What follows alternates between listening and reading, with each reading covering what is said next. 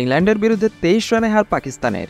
ইংল্যান্ডের জস বাটলারের 84 রানের উপর ভর করে দেওয়া 184 রানের টার্গেটে ব্যাট করতে নেমে পাকিস্তান অল আউট হয়ে যায় মাত্র 160 রানে। টি-20 বিশ্বকাপের আগে এই হার মেনে নিতে পারছেন না প্রাক্তন খেলোয়াড় শোয়েব মালিক। পাকিস্তানের প্রাক্তন অধিনায়ক তীব্র সমালোচনা করলেন বাবর আজমদের।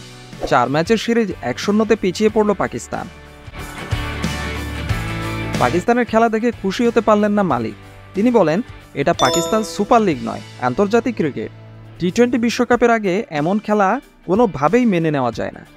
পাকিস্তানের ব্যাটিং অর্ডার নিয়েও খুশি নন শোয়েব মালিক।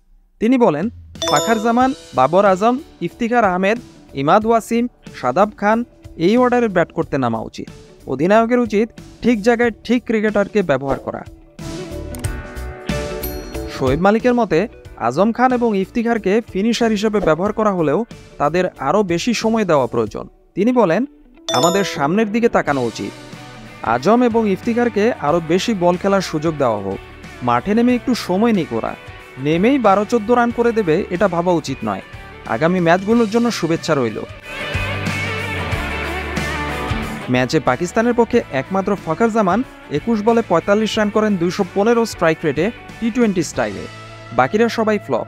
বাবর আজম, ইমাদ ওয়াসিম, ইফতিখার ছোট ছোট ক্যামিও ইনিংস খেলেন, কিন্তু দলকে জয় এনে দিতে পারেননি। সিরিজের প্রথম ম্যাচটি বৃষ্টির জন্য বাতিল হয়ে গিয়েছিল। দ্বিতীয় ম্যাচে হেরে যায় পাকিস্তান।